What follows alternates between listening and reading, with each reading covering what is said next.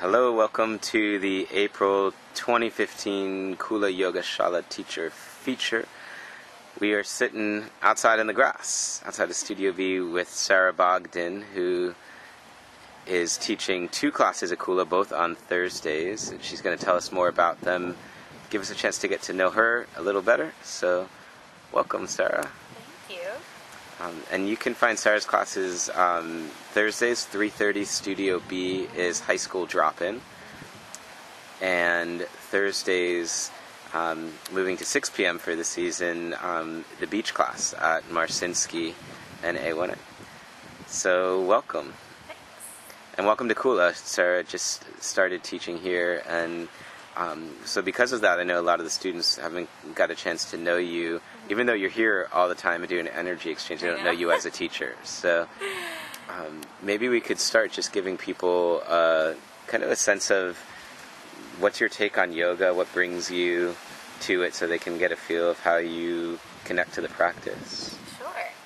I haven't actually been practicing yoga for that long. I was thinking that the other day. I think it's been like 2.5 years now, but it just kind of totally swept me under when I started. And honestly, when I came to Kula, was the first time I think I kind of made like the jump from it being just a physical practice to something so much more. And kind of, I never grew up being religious, so I never really had a sense of where my faith was. So, yoga gave me faith.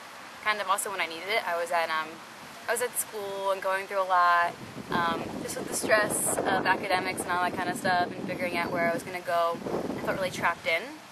So yoga let me feel not so trapped in, like I had more to do, like I could do more. And yeah, that's what first, I guess, brought me down to Kula. I guess I'll also add in that I dropped out of college to be a yoga teacher because I just love it that much. And I couldn't wake up every single day with anything else but yoga on the mind, so that's when I took the jump. So here you are. So now I'm here, yeah. How is that working out, just out of curiosity, of making yoga a full-time thing for you? Honestly, I think I've taught like almost every day since I've graduated training. Nice. Yeah, it's pretty crazy. It's funny, I think that what you ask the universe for will come to you, and I asked to teach a lot, and I kind of got pushed into it like really fast, and it was really shaky at first, and kind of, it was overwhelming. It made me really vulnerable, but I learned a lot from baptism through fire, I guess. Yeah, I feel that was similar to how I felt teaching yoga too. And where are you at now with that process?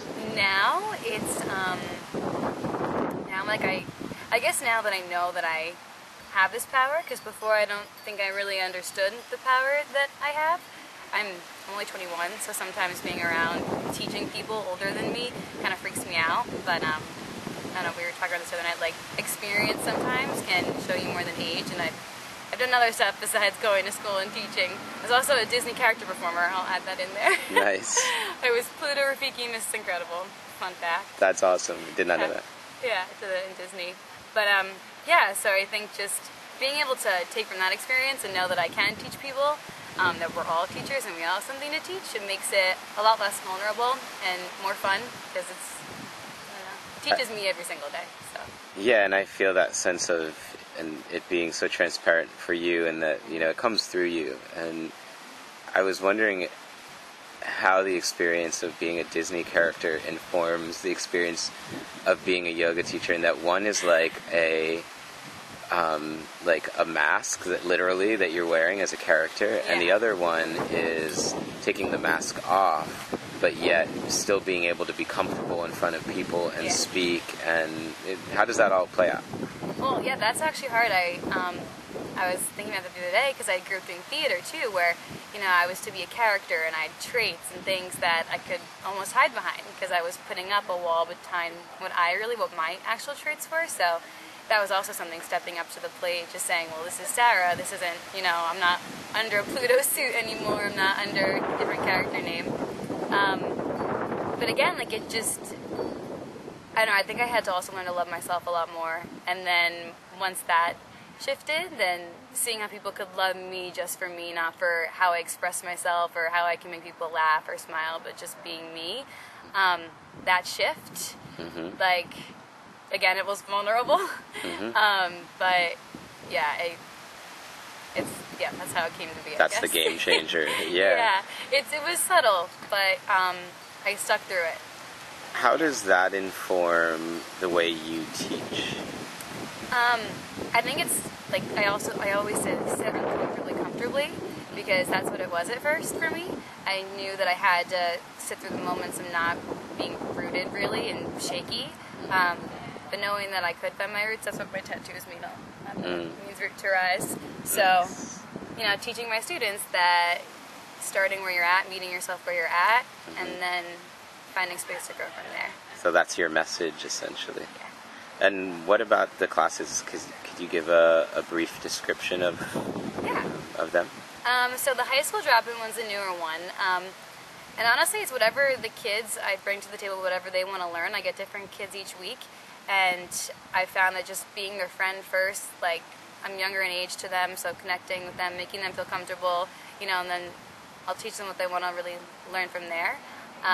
But I'm really excited about the beach one. I love teaching on the beach. I just love doing yoga on the beach. And I guess my style is very alignment-based, slow, mindful, taking time to feel yoga. And especially on the beach, feel how good it feels to be outside, be in sunny Jupiter, Florida.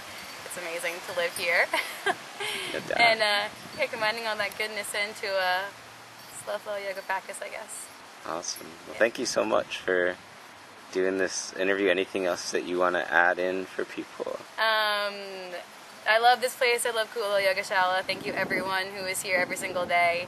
I wouldn't have been able to make this transition in my life without all the love that's at this place. So thank you guys. Yeah, and the love you embody is like so contagious. You're like bursting. It's always. It's not just for an interview. It's amazing. So thank you for the positive energy that you bring to this space too. I love you guys. Namaste.